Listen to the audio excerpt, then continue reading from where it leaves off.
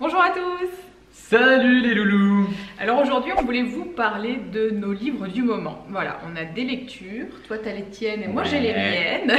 Ce qui est bien quand on est à deux, c'est qu'on peut lire. On se raconte. Voilà, tu lis tes bouquins, tu me racontes et moi je lis mes bouquins. Ça fait gagner du temps. Non mais après si c'est super bien, moi du coup je vais lire son livre, je vais dire ok il a l'air trop bien ton livre, d'accord je vais le lire. Donc moi en ce moment je suis en train de lire deux livres, on lit plus trop de choses sur la nourriture là depuis pas mal de temps parce que je pense qu'on en a eu ras-le-bol. Je pense qu'on a fait le tour. Voilà, je pense qu'après une fois qu'on a trouvé son équilibre, du coup on n'a plus trop envie de lire de choses là-dessus. En recherche. Bon, on est toujours quand même en recherche, hein, d'accord. Il y a toujours des petites choses qu'on cherche, qu'on essaye de savoir. Canaux, quoi, Voilà, là c'est plus sous forme de formation maintenant aujourd'hui. Et puis du coup, on avait envie de s'intéresser à d'autres sujets. Donc en parallèle, on s'est toujours intéressé à plein d'autres sujets que de l'alimentation. Et là, on voulait vous parler un petit peu de nos livres du moment. Donc moi, j'en ai deux. Vas-y, je t'en prie. Voilà. Moi, j'ai découvert Gounel il n'y a pas très longtemps avec son premier livre, L'homme qui voulait être heureux. Voilà, c'est le premier livre que j'ai lu de lui. Et en fait, comme j'ai adoré ce qu'il faisait, j'ai adoré sa façon d'écrire, la façon simple de comprendre ce qu'il voulait transmettre. Et ça m'a beaucoup parlé, puis c'était sous forme de petits exercices aussi qui faisaient faire aux personnages qu'il y avait donc dans ces livres. Et je me suis dit, tiens, j'adore cet auteur et en général quand j'aime un auteur, j'achète tous ses livres. Donc là je suis allée à la librairie, j'ai dit bonjour, vous avez quoi comme livre de Laurent Gounel? J'ai ça et ça, ok je prends tout. Donc du coup j'ai pris tous les livres et donc le deuxième que je suis en train de lire c'est celui-là qui s'appelle Les dieux voyagent toujours incognito. Donc vite fait, un petit résumé de ce qui se passe. Donc c'est un homme qui fait un burn-out en fait total de sa vie, qui est dans un travail qui ne lui convient pas, qui ne fait pas sa mission de vie, etc.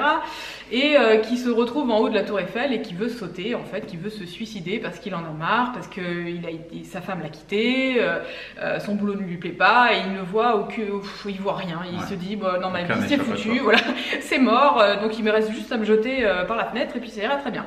Sauf qu'il y a quelqu'un qui arrive à ce moment-là et qui lui propose un espèce de petit contrat et qui lui dit voilà moi je te propose tu sautes pas mais par contre en gros je vais te prendre en main, je vais te coacher, tu vas faire tout ce que je vais te dire.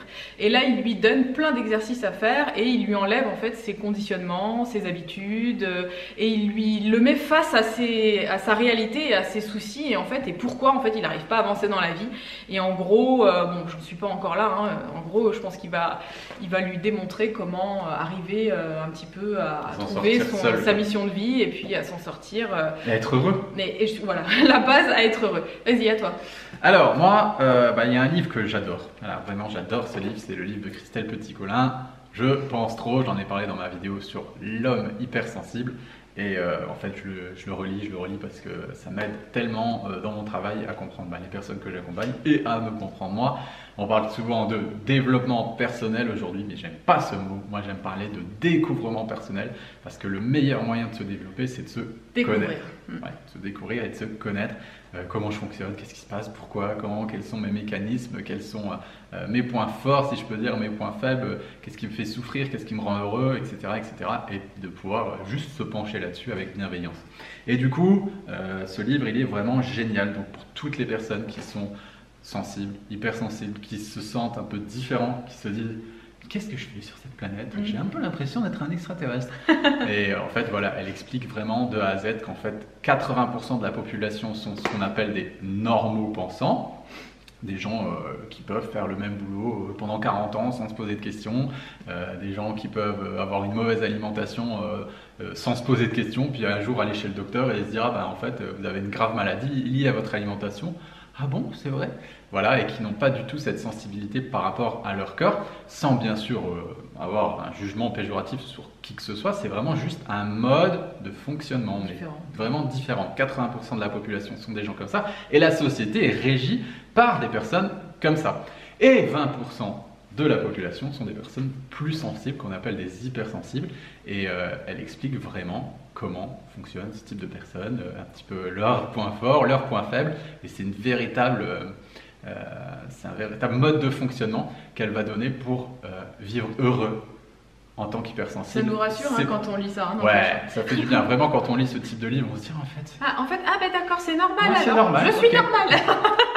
tout va bien. Donc voilà, j'encourage, voilà, je vous Oh fais là pas là, une grosse... t'as vu le soleil là qui Ouais. nous vient dessus là? C'est sympa hein? Sympa la lumière. Ouais.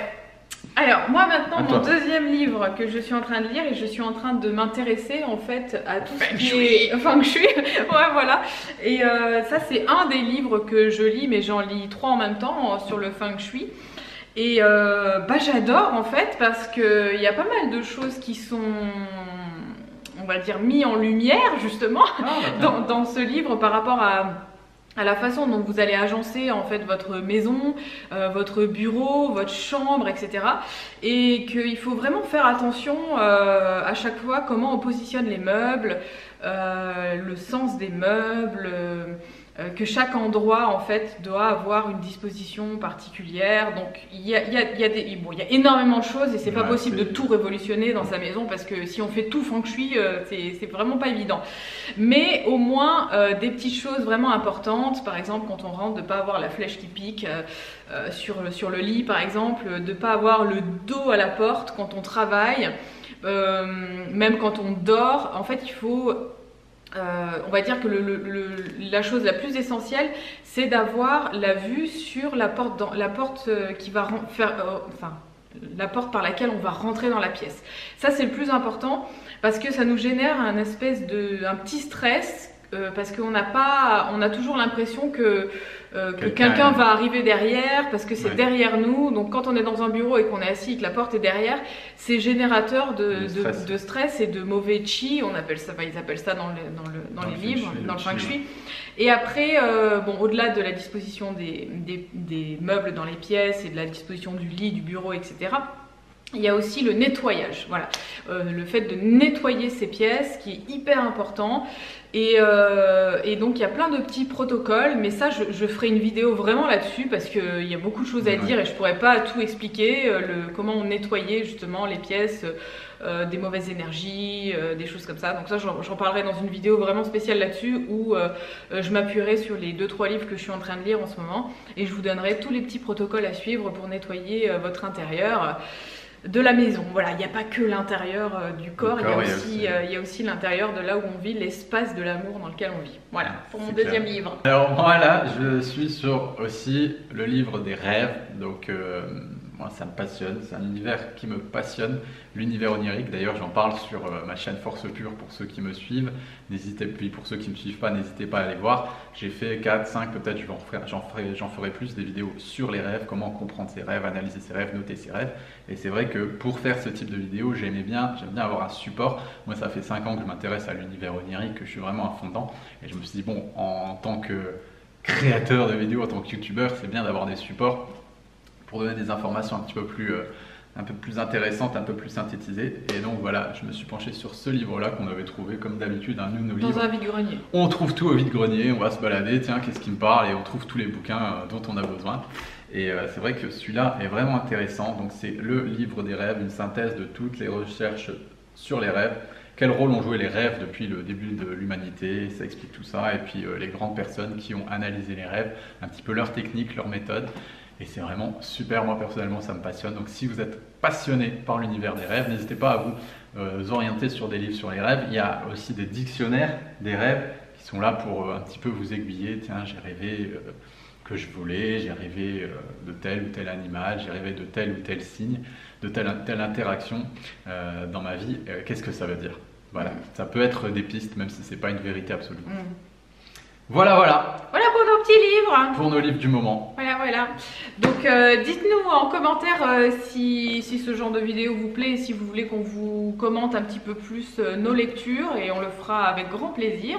Et puis mettez-nous en commentaire, ça j'aimerais vraiment le savoir, quels sont les 3 livres que vous avez préféré lire dans votre vie, les 3 livres que vous avez adorés et qui vont changer votre vie.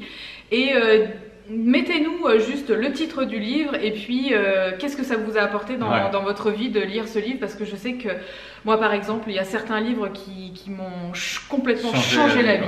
Voilà, et c'est vraiment génial. Et du coup, bah, nous, ça nous permettrait aussi peut-être de découvrir des livres qu'on ne connaît pas, des auteurs qu'on ne connaît pas. Donc n'hésitez pas à mettre en commentaire en dessous vos livres favoris, vos 3 livres favoris qui ont changé votre vie, qui vous ont apporté quelque chose, et un tout petit commentaire pour nous dire qu'est-ce que ça vous a apporté. Bah, surtout que nous, on est toujours en recherche de livres voilà, différents et voilà, permanente recherche de livres intéressants. Donc ça peut nous donner des idées. L'interaction, c'est bien, j'aime bien. Et puis ce qui est bien, c'est que ça pourra aussi donner des idées aux autres pour des cadeaux de Noël peut-être, hein, parce que c'est quand même les fêtes. Voilà, et puis si vous avez besoin d'autres renseignements, n'hésitez pas à aller sur notre site internet www.j'alimente-ma-santé.com, pour tout ce qui est accompagnement, coaching, formation, etc. Voilà, nous on vous dit à très bientôt, gardez la pêche, on vous souhaite encore de très bonnes fêtes, portez-vous bien. Ciao ciao, salut. Salut.